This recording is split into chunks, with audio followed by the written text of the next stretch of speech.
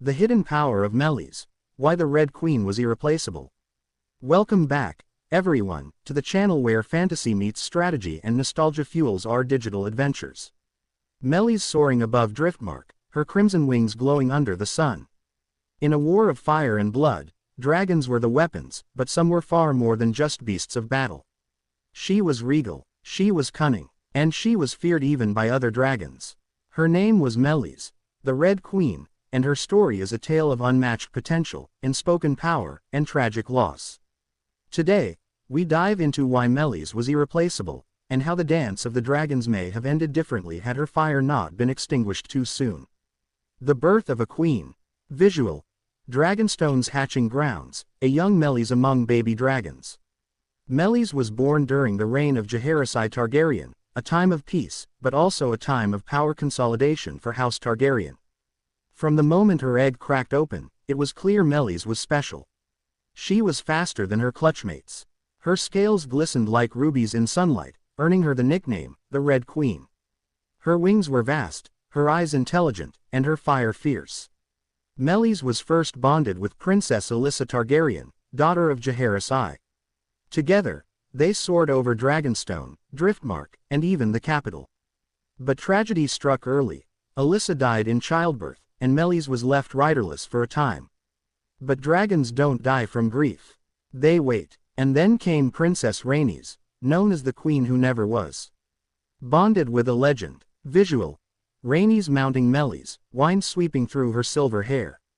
When Rhaenys Targaryen claimed Meleys, it wasn't just a union of rider and dragon, it was the pairing of two queens, both passed over for crowns they deserved.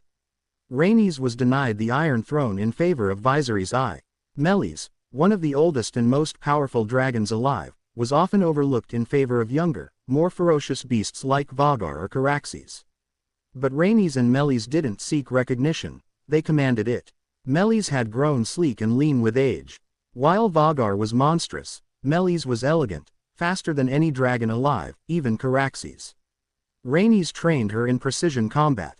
Unlike most dragons who relied on brute strength and flame, Meleys was strategic.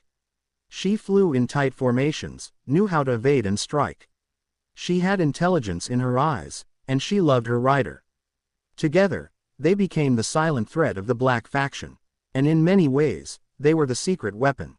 The Red Queen's strength. Visual. Meleys circling over the sea, outrunning younger dragons, blowing fire at a fleet. So, what made Meleys so powerful? First, her speed. In her prime, no dragon could match her in the sky. That gave her tactical advantage. She could strike and vanish before others could react. Second, her agility. In dogfights, Meleys could turn tighter and dive sharper than heavier dragons. This made her lethal in aerial battles where others relied on brute size. Third, her experience. Most dragons during the dance were young, hatched during peacetime, untested. Meleys had seen decades of flight. She'd been through storms, dragon duels, and political tension. She understood the world. Fourth, and most crucial, her bond with Rhaenys. Rhaenys was not impulsive. She was a seasoned warrior, a mother, a political genius, and she treated Meleys not as a tool, but as a companion. That emotional bond created trust. Meleys responded not just to commands, but to emotions. That kind of synchronicity couldn't be faked. It couldn't be trained overnight. It was forged through years of love and war. Prelude to fire. Driftmark. Rhaenys watching war unfold from atop Meleys, dragons circling in the sky. As war approached, Rhaenys initially stayed neutral. Her husband, Corlys Velaryon, was politically cautious. But when her granddaughters were threatened, and her son's legacy was trampled, she could stay silent no longer. Rhaenys and Meleys joined the Blacks, and the dance of the dragons had its deadliest duo.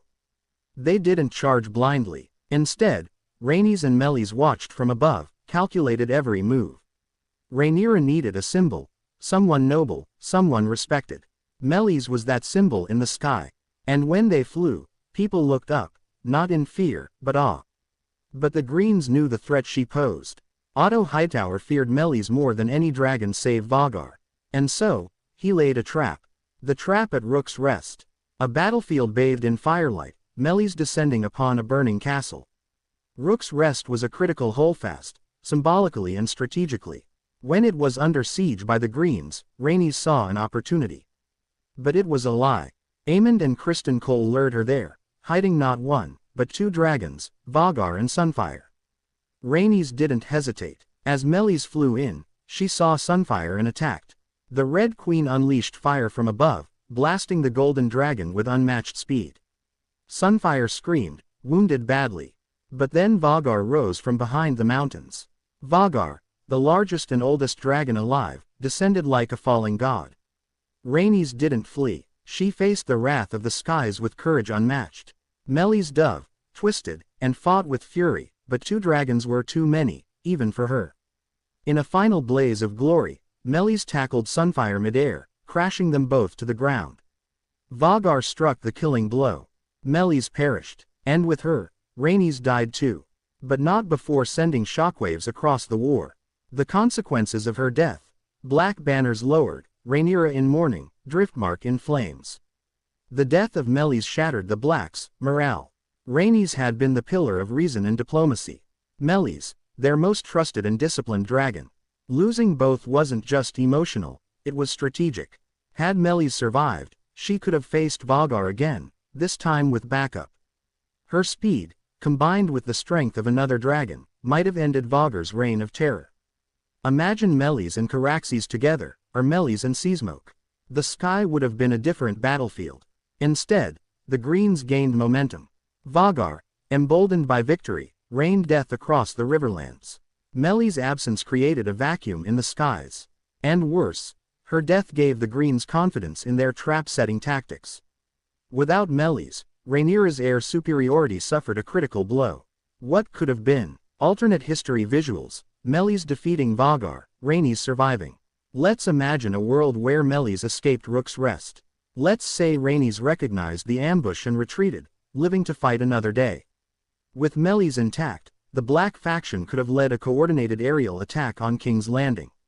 A surprise strike from above, with Meleys, Syrax, Caraxes, and Seasmoke, could have shattered the Red Keep before Aegon ever stabilized his rule.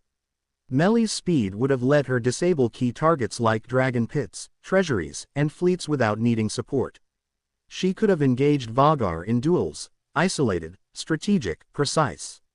She was the only dragon besides Caraxes who had the experience to challenge Vhagar, not through brute force, but through superior maneuvering. With Meleys alive, Rhaenyra might have won the war faster, and lost fewer sons. Legacy of the Red Queen. Visual: Meleys statues, ancient Valyrian tapestries, modern-day historians in Westeros debating her impact. Though Meleys fell, her legacy is eternal. Historians often credit Caraxes or Vhagar as the defining dragons of the dance, but Meleys was the one dragon every side feared. Her death was not just a loss, it was a shift in power. She represents what happens when wisdom and power are ignored in favor of brute strength. She also symbolizes the hidden forces women wielded in a world that denied them crowns. Just like her rider Rhaenys, Meleys was passed over. But also like Rhaenys, she left a legacy that changed everything. She was irreplaceable not just because of her strength, but because of her heart, her discipline, and her role as a stabilizing force amid chaos. She was a queen among dragons. In a dance of dragons, where pride and fury ruled the skies, one dragon stood apart, not for her rage, but for her restraint. Not for destruction, but precision. Not for savagery, but for the sheer, unshakable bond with her rider. Meleys, the Red Queen, may have fallen in fire, but her flame will never be forgotten. She was more than a weapon. She was wisdom, power, grace, and in her, we saw the kind of dragon that could have saved the realm. Make sure to like, subscribe, and hit the bell for full breakdowns of trailers, cast interviews, behind the scenes, and deep dives into every episode of Kingsroad. Until then, remember, in Westeros, even the smallest step can echo across history.